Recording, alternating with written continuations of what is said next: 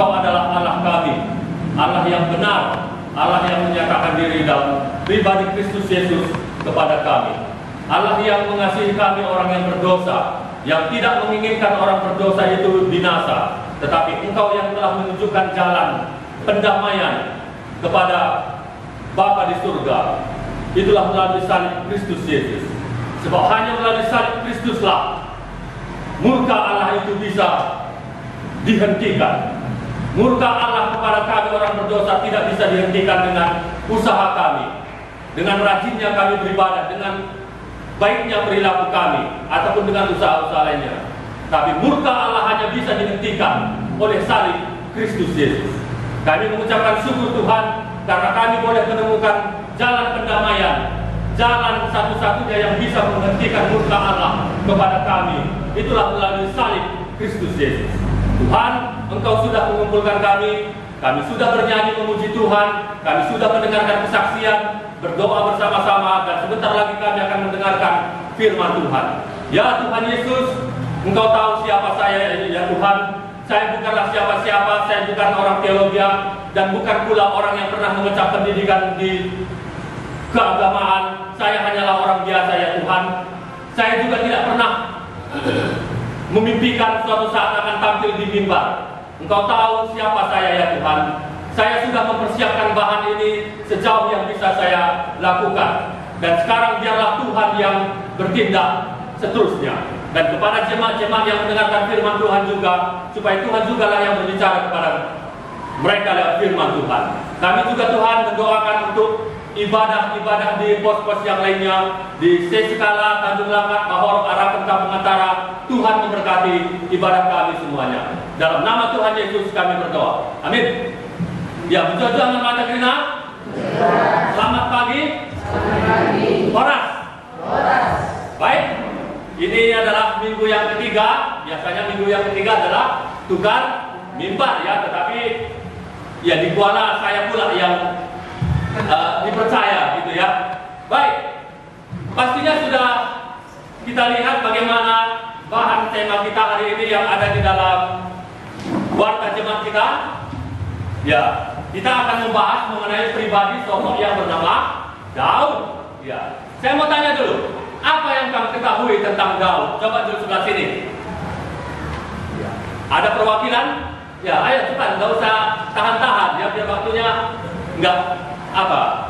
Ya, apa yang kamu ketahui mengenai Daud? Gembala. Ya, apa? Kak Anggur? Oh, mengalahkan Goliat. Kalau Mami? Ya, maksudnya dosanya juga boleh di. Oh, boleh. Apa yang kamu ketahui lah gitu? Mengintip dia. Oh, dia mengintip ya. Baik. Ada lagi yang sebelah sini? Dia seorang gembala. Oh, dia seorang gembala. Baik. Nanti sebelah sini pula udah jawab semua, sini nggak punya jawaban lagi ya. Kalau yang sebelah sini apa yang kamu ketahui tentang Daud? Raja yang diperhitungkan. Gimana? Orang yang diperhitungkan orang-orang. Oh, orang yang tidak diperhitungkan oleh orang-orang ya. Ada lagi yang lain, Mami apa? Mama Esther? Tidak diperhitungkan anak Isa di keluarganya. Oh ya, tidak diperhitungkan juga ya, karena paling muda ya. Buat kulitnya masih kemerah-merahan, sehingga bagaimana mungkin mengalahkan Goliat gitu ya. Ada lagi jawaban yang lain? Dari Kak Realizar lagi. Ketika dia berdosa, dia hidupnya tidak tenang. Oh, ketika dia berdosa hidupnya tidak tenang. Baik. Ya.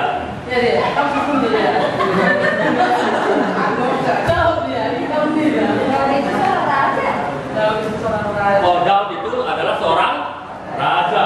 Pastinya kita yang seringkali mencolok dalam dosa Daud yang kita ketahui adalah bagaimana dia mengintip istri Uria yang bernama Batseba, lalu akhirnya tidur. Pasti itu yang sering kita lihat, yang paling sering kita ingat ya mengenai dosa Daud. Padahal ada satu dosa lagi yang jauh lebih ngeri dibandingkan perzinahan itu, yaitu dosa kesombongan ini.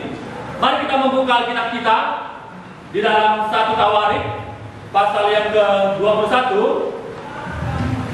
Judulnya adalah pendaftaran dan hukuman. Sudah dapat Bapak Ibu? Ya, mari kita baca. Saya baca ayat genap, kita gantian sampai ayat yang ke-8. Iblis bangkit melawan orang Israel dan ia membujuk Daud untuk menghitung orang Israel. Lalu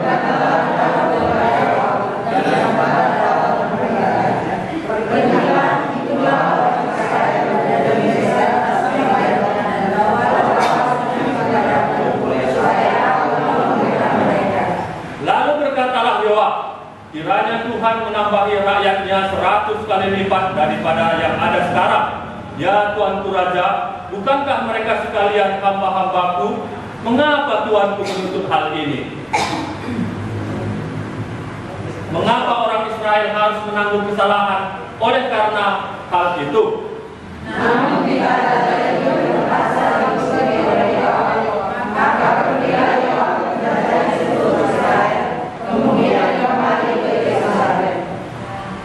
Lalu Yoab memberitahukan kepada Daud hasil pendaftaran rakyat. Di antara seluruh orang Israel ada 1.100.000 orang yang dapat memegang pedang, dan orang Yehuda ada 470.000 orang yang dapat memegang pedang.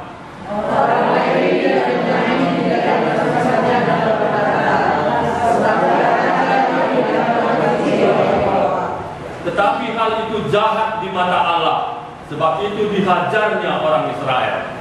Lalu berkatalah Daud kepada Allah, aku telah sangat berdosa karena melakukan hal ini. Maka aku berdoa kamu supaya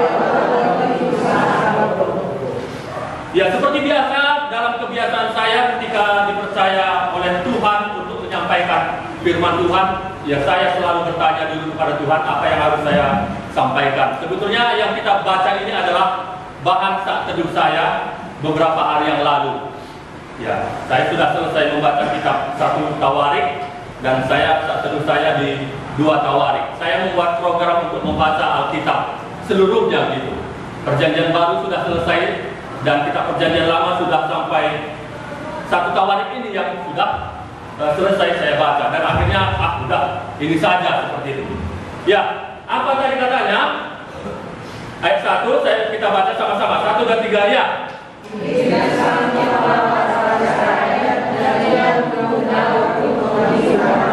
Ya. Kata pertama saja sudah disebut iblis ya. Iblis bangkit melawan orang Israel dan ia membujuk Daud untuk menghitung orang Israel. Siapa yang mengajak? Siapa yang membujuk? Iblis. Ngapain dibujuk? Menghitung orang Israel. Mari kita lihat dulu di 2 Samuel. Itu ada ya dalam kurung itu ada 2 Samuel pasal yang ke-24. Supaya kita bisa membedakan.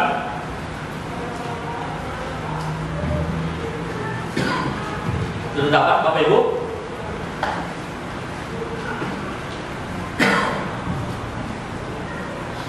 Ya, kita baca ya. 1, 2, 3 ya. Ayat 1. 2 Samuel 24 ayat 1.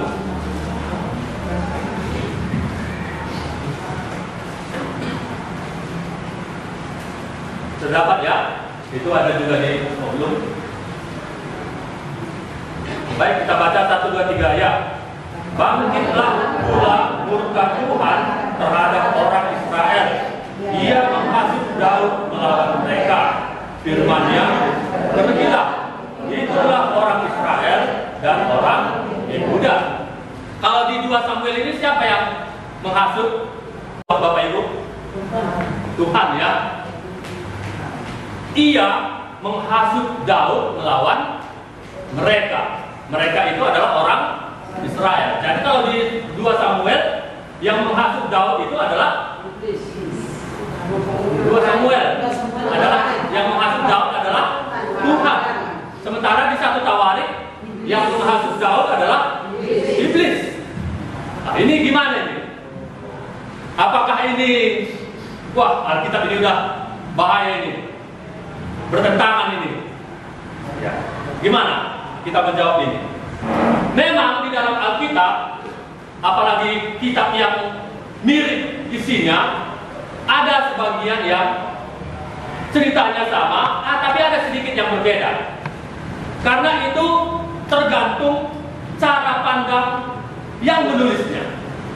Contoh, misalnya dalam Injil Matius, orang gerasa yang kerasukan itu dua orang yang kerasukan, orang gerasa. Tapi kalau Markus dan Lukas mengatakan satu orang. Jadi manakah yang betul? Sebetulnya yang benar adalah dua orang yang kerasukan. Hanya saja Markus dan Lukas lebih memfokuskan, mungkin ada satu orang yang lebih parah sakit kerasukannya, sehingga Markus dan Lukas hanya memfokuskan yang satu orang itu. Mana yang lebih parah, itu yang difokuskan oleh Markus dan Lukas. Sementara Matius, dia melihat jumlah. Seperti itu dia. Jadi sebetulnya nggak bertentangan, hanya saja saling melengkapi. Ketika Tuhan Yesus bangkit dari kematian, Matius dan Markus mengatakan ada dua malaikat. Ada dua malaikat yang berdiri di kubur Kristus ketika datang perempuan-perempuan. Tapi di dalam Injil Lukas hanya satu malaikat. Ini hanya bagaimana cara pandang orang yang menulis kitab itu. Sama halnya ketika berapa tahun orang Israel berada di Mesir? Berapa, Bapak Ibu? Berapa tahun? Ayo, harusnya hal-hal seperti ini juga menambah pengetahuan kita juga ya. Jangan hanya iman kita aja yang tapi pengetahuan kita juga harus bertambah. Kalau di dalam kitab Keluaran, orang Israel itu ada di Mesir selama 400 tahun. 400 tahun. Tapi kalau dalam kitab Kisah Para Rasul, 430 tahun. Siapa yang menulis kitab Kisah Para Rasul? Lukas.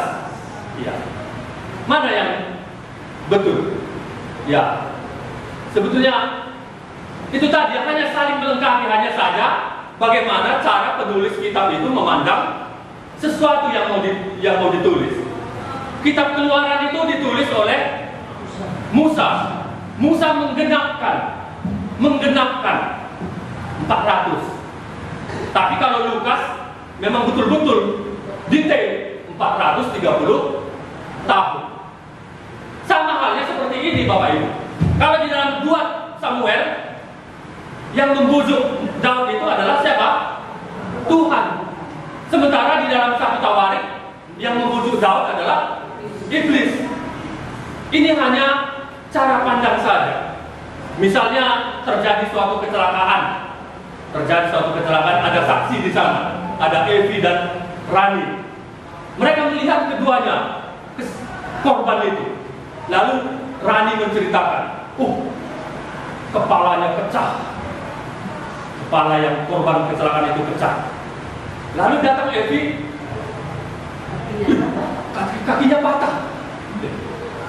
Benarkah kedua-duanya informasinya? Benar. Hanya saja bagaimana cara mereka memandangnya, mana yang lebih didetailkan. Sama-sama seperti ini. Ketika Ayub mengalami pencobaan, siapa yang membuat Ayub itu sengsara, habis harta bendanya, anak-anaknya meninggal, tubuhnya penuh dengan borok? Siapa yang membuat itu?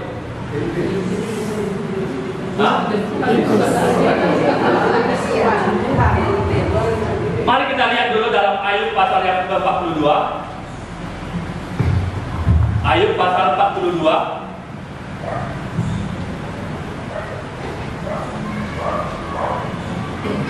Ayat yang ke-11.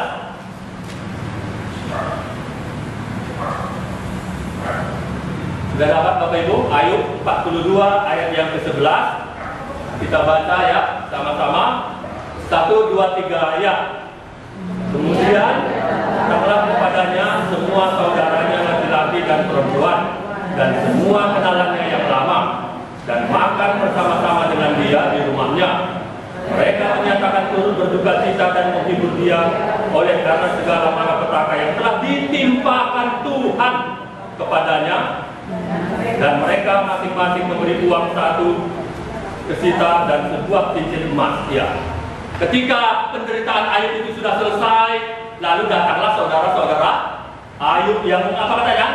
Laki-laki dan perempuan. Wah, ternyata Ayub ini punya saudara ya. Dan mereka mengatakan apa? Malapetaka itu ditimpakan oleh Tuhan. Mereka mengatakan Tuhan yang menimpakan. Tapi kalau kita melihat di dalam kitab Ayub di awal, yang menimpakan itu adalah iblis. Di sini saudara-saudara Ayub, mereka memandang sebagai Allah itu Allah yang berdaulat. Allah yang berdaulat. Padahal sebetulnya iblis. Sama halnya seperti ini. Terjadi kecelakaan misalnya, keluar otaknya, langsung mati. Lalu datang saksi pertama, mungkin bagai takdirna iban dibata. Memang sudah seperti itu takdirnya dibuat Tuhan atas kematiannya. Berarti itu siapa yang disebut di situ? Tuhan. Lalu datang lagi saksi yang kedua. Memang kencang kali tadi mobil itu. Ditabraknya yang naik kereta itu. Wah, kalau tadi pelan yang bawa mobil itu pasti nggak mati yang kecelakaan ini tadi. Wah, di situ dia nggak menyebut nama Tuhan, tapi menyebut orang yang membawa mobilnya. Sama seperti ini maksud saya, Bapak Ibu ya, di dalam kitab 2 Samuel tadi, di situ yang dikatakan yang menghasut Daud adalah Tuhan. Karena kitab Samuel ini yang menulisnya ada 3, yaitu Samuel, Gad, dan Nathan. Ada 3 ya. Dan kitab Samuel ini ditulis sekitar 960 tahun sebelum Tuhan Yesus datang. Jadi ketiga penulis kitab Samuel ini, mereka memandang dari Allah yang berdaulat atas semua ciptaan. Mungkin bagai ditakdirkan dibata seperti itu. Sementara kitab Tawarik ini yang menulis adalah Ezra. Kita tahu ya, Ezra. Pernah dengar nama Ezra ya? Ada di kitab Ezra. Dia menulisnya itu sekitar 400 tahun sebelum Tuhan Yesus lahir. Berarti ada sekitar 500 tahun jarak antara Samuel dengan kitab Ezra. Dan Ezra ini sebetulnya dua-duanya benar nih. Hanya saja sebetulnya waktu itu iblislah yang menghasut Daud, tapi atas seizin Tuhan. Atas seizin Tuhan. Sama seperti Ayub yang dicobai oleh iblis, tapi seizin Tuhan. Ngapain tadi disuruh Ayub dibujuk oleh iblis untuk menghitung orang? Ya. Kenapa iblis membujuk Daud untuk menghitung orang Israel? Kalau kita melihat di dalam sebelum kisah ini, kita mulai dari pasal yang ke-18. Di situ ada disebut kemenangan Daud. Lalu pasal yang ke-19, Daud berperang melawan Bani Amon dan orang Aram, menang. Lalu pasal yang 20, Daud berperang melawan orang Amon, menang lagi. Lalu pasal yang di atasnya lagi, Daud berperang melawan orang Filistin, menang lagi. Jadi di sini ketika Daud mengalami kemenangan demi kemenangan terus menerus, ketika menghadapi peperangan itu Daud menang terus. Banyak penafsir Alkitab mengatakan pada waktu itu sudah ada kesombongan di dalam hati Daud. Ya. Saya dapat sumbernya itu dari apa ya? Dari yang pernah saya baca juga. Banyak hamba-hamba Tuhan ada terselip, ada celah di dalam hati Daud. Daud ini ada rasa sombongnya. Wis, udah perang berkali-kali, menang terus, sehingga ada kesombongan di dalam hati Daud. Iblis bangkit melawan orang Israel dan ia membujuk Daud untuk menghitung orang Israel. Iblis membujuk Daud untuk menghitung orang Israel. Kalau Bapak Ibu pernahkah dibujuk iblis? Pernah nggak dibujuk iblis? Bisa nggak merasakan dibujuk iblis? Bisa ya. Gimana rasanya ketika dibujuk iblis? Ketika dibujuk itu, apalagi tak kira-kira tergoda dengan dosa misalnya, pasti di hati itu udah gelisah, udah deg-degan. Tapi ketika sudah melakukannya, aku sudah berdosa kepada Tuhan, udah mulai menyesal. Kalau kamu dalam hal apa kamu dibujuk oleh iblis? Kalau Daud tadi, dia dibujuk untuk menghitung orang Israel. Kalau kita dalam hal apa kamu dibujuk? Pasti kita dibujuk dalam kelemahan-kelemahan kita. Pasti kita akan dibujuk kepada dosa-dosa yang sudah kita kalahkan, dan dibujuk lagi untuk datang ke dosa tersebut. Kalau orang yang merokok, ya dibujuk lagi nanti ke sana.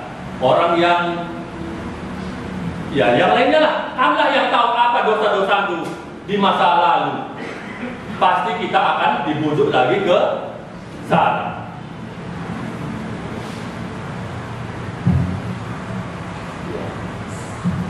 Tapi iblis tugasnya hanya apa? Hanya membujuk. Sekarang tergantung kita, mau kita mengikuti bujukannya itu atau tidak. Kalau di dalam kitab Matius dikatakan iblis itu adalah si pencoba. Dia hanya mencoba, tapi godaannya, cobaannya ini kadang memikat. Itu maka saya ingat itu Pak Stephen Kong mengatakan, sebelum berbuat dosa, iblis itu mengingatkan dosa itu nikmat, dosa itu indah. Sama halnya ketika Adam Hawa digoda, apa? Hawa melihat buah itu sangat baik kelihatannya dan sedap untuk dimakan. Yang ditawarkan iblis, bujukan iblis itu hanya yang indah-indah saja sebelum berbuat dosa. Tapi ketika sudah berbuat dosa, nggak ada lagi yang indah-indah itu. Yang ada hanyalah keluh kesah. Ya, di sini tadi dikatakan iblis membujuk Daud untuk menghitung orang Israel. Kenapa rupanya? Waktu itu ya, sekalipun mungkin kita tahu bahwasanya Daud ini adalah orang yang biji mata Tuhan, yang sangat diperkenan Tuhan, yang sangat takut akan Tuhan.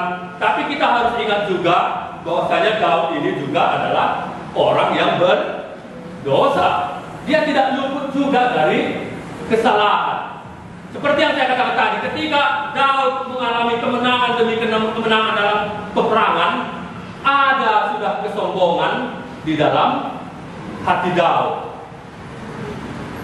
sehingga iblis melihat kesombongan itu, maka dibujuknya lah, hitunglah orang Israel, atau dengan istilah lain, adakanlah sensus penduduk, kan itu ya?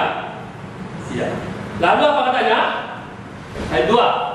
Lalu berkatalah Daud kepada Yoab dan kepada para pemuka rakyat, pergilah, hitunglah orang Israel dari Berseba sampai dan bawalah hasilnya kepadaku, supaya aku tahu jumlah mereka. Lalu berkatalah Yoab, kiranya Tuhan menambahi rakyatnya 100 kali lipat daripada yang ada sekarang. Ya Tuanku Raja, bukankah mereka sekalian hamba-hamba Tuanku? Mengapa Tuanku menuntut hal ini? Mengapa orang Israel harus menanggung kesalahan oleh karena hal itu. Dari pihak Yoab, Panglima Daud, ada suatu keberatan. Ngapain harus dihitung?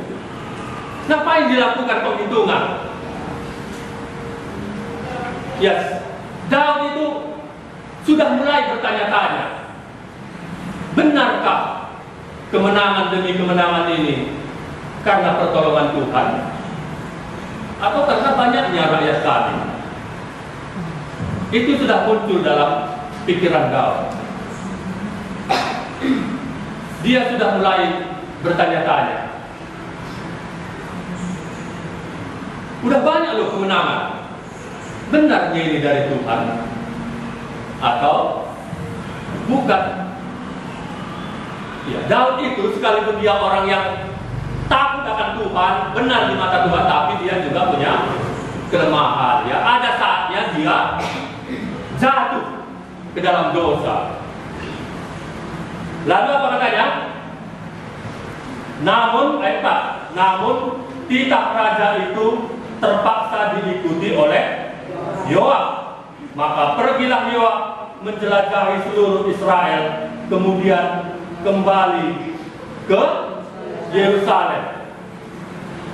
Yoab nggak setuju karena Yoab tahu kemenangan demi kemenangan yang diraih oleh orang Israel itu karena pertolongan Tuhan. Itu karena pertolongan Tuhan, bukan karena banyaknya rakyat kita.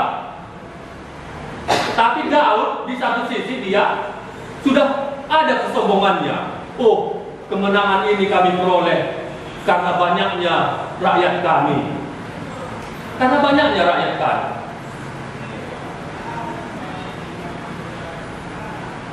Selanjutnya ayat 5, 1, 2, 3 ya.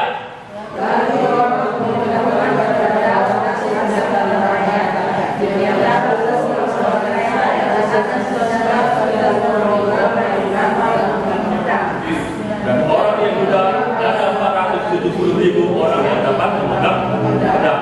Ayat 6. Orang Lewi dan Benyamin tidak dimasukkannya dalam pendaftaran, sebab titah raja itu dianggap kecil oleh Yoab. Ya, jadi setelah Yoab mengadakan keliling dari Beersheba sampai Dan, ada berapa orang Israel yang bisa memegang senjata? 1.100.000 orang. Ini karena banyaknya orang Israel, banyaknya masyarakat, tentara-tentara, dan itu dilihat oleh iblis. Iblis juga melihat kelemahan kita, ya. Kan percaya tidak ada iblis, kan? Saya, ya. Iblis itu ada. Mari kita lihat di dalam apa kita sini. Di dalam Amsal 16 ayat 5.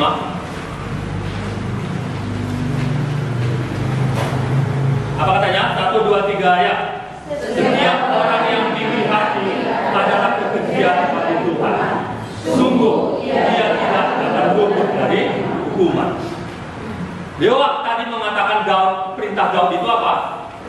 Keji. Apa kata firman Tuhan? Setiap orang yang tinggi hati adalah kekejian. Berarti Daud waktu itu dia sudah tinggi hati. Dia sudah tinggi hati loh. Banyak kemenangan-kemenangan yang sudah dia raih, sehingga ada tinggi hatinya. Di bawahnya lagi Amsal 18 ayat 2, ayat 12. 1, 2, 3 ya. Tinggi hati mendahului kehancuran, tetapi kerendahan hati mendahului kehormatan. Sombong, tinggi hati, angkuh, apalagi congkak, ini satu paket sebenarnya. Satu paket. Bagaimana dengan kita? Apakah kita juga orang yang sombong atau tinggi hati? Kadang-kadang muncul juga, ya. Kadang-kadang muncul juga seperti itu. Kesombongan itu ada dua. Satu kesombongan lahiriah, satu kesombongan rohani. Ada juga kesombongan rohani ya. Ada juga kesombongan rohani. Sudah banyak pelayanan yang dipegang. Aku pergi ke sana, aku lagi pergi ke sini, aku lagi sebagai MC, aku lagi sebagai pembawa firman Tuhan. Sudah banyak hal yang dipegang. Sementara itu dia tidak terpakai. Itu juga adalah sombong rohani. Dilihatnya persembahannya. Oh, aku nomor sekian. Wah, persembahanku yang paling banyak. Orang ini sedikit-sedikit persembahannya. Itu adalah kesombongan rohani. Apa kata orang Farisi ketika berdoa dengan tubuh cukai? Ya Tuhan, aku bersyukur kepada Engkau karena aku tidak seperti pemungut cukai. Aku berpuasa, aku memberikan persepuluhan. Itu adalah orang yang sombong secara rohani. Apakah kita juga pernah sombong secara rohani? Aku tukang masak aku. Kalau tadi nggak ada aku, mana orang ini makan semua ini? Itu juga adalah sombong rohani. Tuhan sangat keji kepada orang khususnya sombong rohani. Kiranya janganlah kita sampai kepada sombong rohani. Daud ini dia sudah sombong. Yang kedua, di dalam Alkitab ada beberapa kali Tuhan mengadakan sensus penduduk atau menghitung kembali berapa jumlah orang Israel. Ada beberapa kali. Tapi di sini nggak ada disuruh Tuhan Daud. Nggak ada disuruh Tuhan. Kalau Tuhan menyuruh menghitung kembali orang Israel, ada syaratnya. Memberikan uang pendamaian sebagai ganti nyawa. Kalau mau menghitung orang Israel, ada syaratnya. Memberikan uang pendamaian sebagai ganti nyawa. Mari kita lihat di dalam Keluaran. Di dalam Keluaran pasal yang ke-30.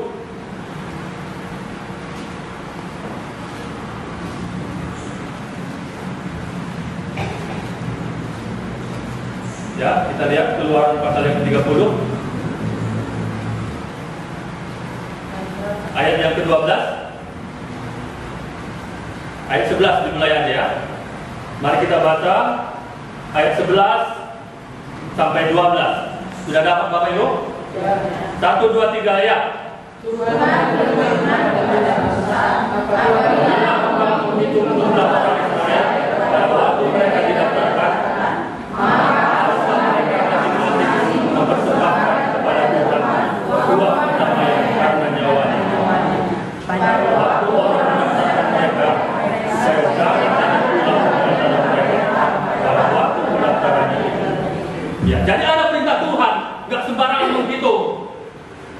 Harus ada uang pendamaian. Apa yang dilakukan Daud itu jahat di mata Tuhan. Kenapa? Satu, nggak ada disuruh Tuhan menghitung orang Israel. Harus dari perintah Tuhan. Biasanya yang melakukan sensus penduduk atau yang melakukan penghitungan itu adalah orang yang memiliki objek tersebut. Israel itu bukan milik Daud, tapi milik Tuhan. Daud hanyalah sebagai yang menggembalakan, istilahnya sebagai raja. Tapi Israel itu bukan milik Daud, tapi milik Tuhan. Yang berhak mengadakan penghitungan orang-orang Israel hanyalah Tuhan. Nggak ada disuruh Tuhan, tapi dilakukan Daud. Kalau melakukan penghitungan harus ada uang pendamaian. Tapi ini nggak ada. Karena yang menghasutnya siapa? Iblis. Tuhan izinkan Daud itu dibujuk oleh iblis. Tuhan nggak pernah menjerumuskan manusia, nggak pernah menguji manusia untuk berbuat dosa, nggak pernah. Tapi Tuhan mengizinkan iblis menguji kita, tujuannya hanyalah untuk membuat iman kita makin naik kelas. Kalau mau taat, Tuhan izinkan iblis.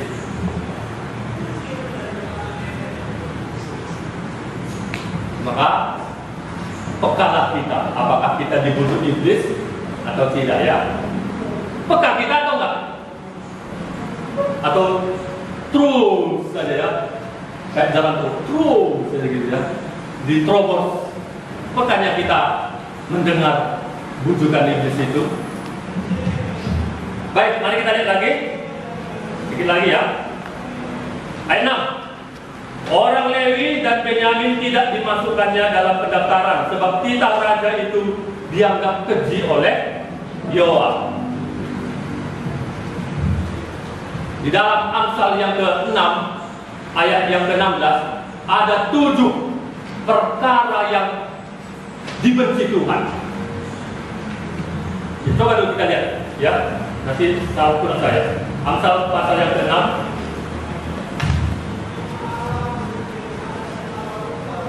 ayat yang ke-16.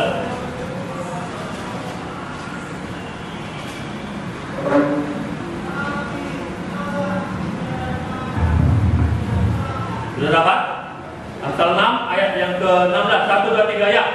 6 perkara ini yang dibenci Tuhan, bahkan 7 perkara yang menjadi kekejian bagi dia. Mata sombong, lidah dusta, tangan yang menumpahkan darah orang yang tidak bersalah, hati yang membuat rencana-rencana yang jahat, kaki yang segera lari menuju kejahatan, seorang saksi dusta yang menyembur-nyemburkan kebohongan dan yang menimbulkan pertengkaran saudara. Gak ada di bawah sini perzinahan ya, gak ada ya. Ya karena mas saya gini, selama ini kita mungkin mengabaikan dosa gaul yang satu lagi, yang jauh lebih ngeri, yaitu kesombongan, tinggi hati. Apa yang pertama menempatinya? Mata sombong. Sombong yang paling utama dibenci Tuhan. Nggak berzina, bukan berarti berzina boleh, enggak. Itu pun nggak boleh. Tapi sombong. Sombong lahiriah, sombong rohani. Mari kita lihat lagi apa tadi? 1 Tawarik ayat 7. Mari kita baca 1, 2, 3 ya. Tetapi hal itu jahat di mata Allah, sebab itu dihajarnya orang Israel. Ya. Jahat di mata Tuhan Allah. Apa yang dilakukan Daud itu adalah jahat. Kalau kita, ya kalau Daud tadi dia sombong. Kalau kita, apa yang jahat di mata Tuhan yang kita lakukan? Apa yang jahat itu? Kamulah yang mengetahuinya. Kamulah yang mengetahui dosa-dosa yang kamu lakukan, sehingga itu jahat di mata Tuhan. Kalau Daud tadi sombong itu, bagaimana dia juga melakukan menghitung rakyat Israel tanpa seizin Tuhan, tanpa disuruh Tuhan. Itu jahat. Ayat 1, 2, 3 ya. Lalu berkatalah Daud kepada Allah, Aku telah berdosa karena melihat ini.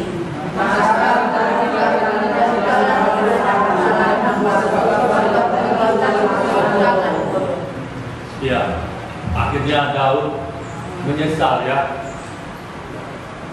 Menyesal, dia jadi rendah hati. Dia jadi rendah hati dia. Engkau meterukukur dia. Aku engkau berdosa man Tuhan. Perhatikan. Ngeri itu kata-katanya. Dalam itu coba lihat. Aku telah sangat berdosa. Ada 4 kata. Aku telah sangat berdosa. Ketika Daud berbuat dosa berzina dengan Batseba, Daud hanya mengatakan, aku berdosa kepada Tuhan. Aku berdosa kepada Tuhan. Tapi kalau ini, aku telah sangat berdosa. Berarti magister akab Daud, dia telah melakukan apa yang jahat di mata Tuhan. Aku telah sangat berdosa. Kamu ketika melakukan apa yang jahat di mata Tuhan, seperti inikah lengkapnya kata-katanya aku, atau Tuhan aku berdosa, atau gitu saja? Ini aku berdosa oh Tuhan. Makanya dampak daripada dosa kesombongan yang dilakukan oleh Daud ini lebih ngeri korbannya daripada perzinahan yang dilakukan Daud. Mari kita lihat berapa kepada orang yang meninggal.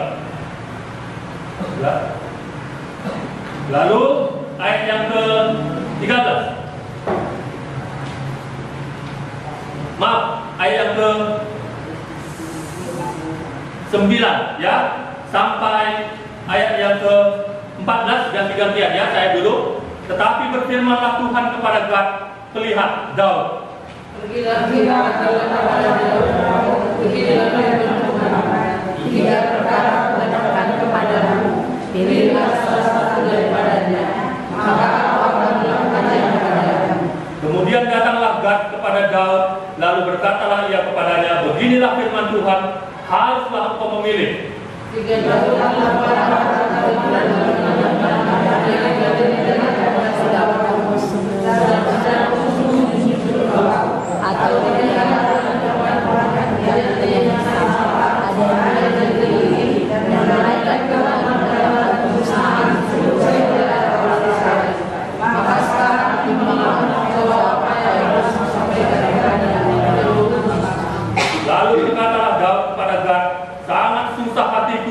biarlah kiranya aku jatuh ke dalam tangan Tuhan, sebab sangat besar kasih sayangnya, tetapi janganlah aku jatuh ke dalam tangan manusia."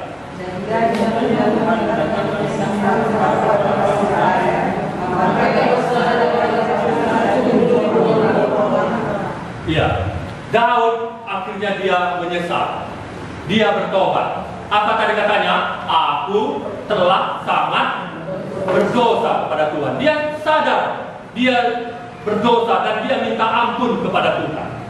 Tapi oleh karena perbuatannya itu, sekalipun Daud diampuni oleh Tuhan, tapi upah konsekuensi dari dosanya itu ada 3 pilihan upah dari dosanya itu. Yang pertama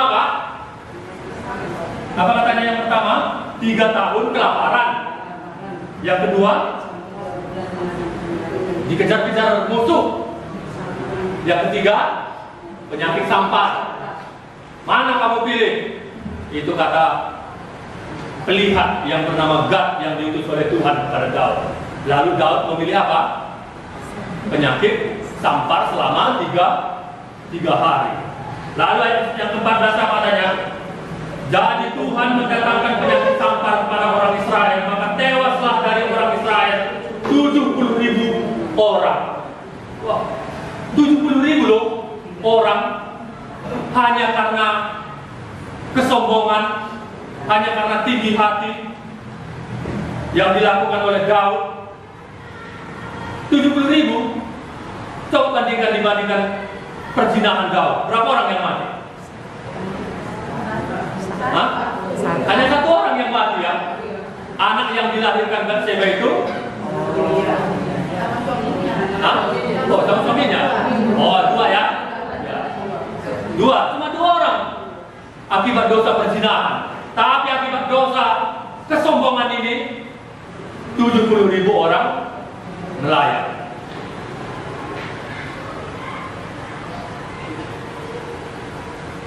Yang menjadi pertanyaan kita adalah, yang pertama, iblis itu membujuk. Dalam bujukan iblis itu manis. Dalam bujukan iblis itu manis. Manis ditawarkan iblis itu. Ketika dibujuk oleh iblis, Daud menjadi kompromi. Itu maka nampaknya bisanya kita rasakan kita ini sedang dibujuk iblis atau tidak dibujuk iblis. Kalau kita setuju 100% dengan firman Tuhan, itu kita lagi nggak dibunuh iblis itu. 100% kita setuju firman Tuhan. Tak firman Tuhan yang mana pun. Tapi kalau kita udah mulai kompromi dengan firman Tuhan, nggak apa-apalah. Nggak apa-apalah, kompromi dengan firman Tuhan itu sudah dibujuk iblis, sudah ditunggangi iblis. Ingat dan kuduskanlah hari Sabat. Oke, saya setuju. Ingat dan kuduskanlah hari Sabat. Saya ke gereja. Saya nggak akan melakukan apapun. Saya akan istirahat bersama dengan keluarga. Tapi ketika dibujuk iblis dan mulai kompromi dengan firman Tuhan itu, apalah, ada upahan ini hari Minggu, besar pula gaji, atau yang kerja di perusahaan hari Minggu itu kan hari berlipat ganda itu, apanya, lemburnya. Saya kan pernah kerja di pabrik salib, banyak orang-orang Kristen nggak ke gereja, kerja di hari Minggu, berlipat ganda lemburnya. Sudah kompromi dengan firman Tuhan. Kan firman Tuhan mana yang kamu betul-betul 100% setuju dengan firman Tuhan itu, lalu tiba-tiba kamu iblis. Yang kedua, Bapak Ibu, kesombongan ya. Kita tadi sudah melihat 7 perkara yang paling dibenci oleh Tuhan. Yang pertama urutannya adalah sombong, tinggi hati, angkuh, congkak, dan yang paling mengerikan adalah sombong rohani. Sombong rohani.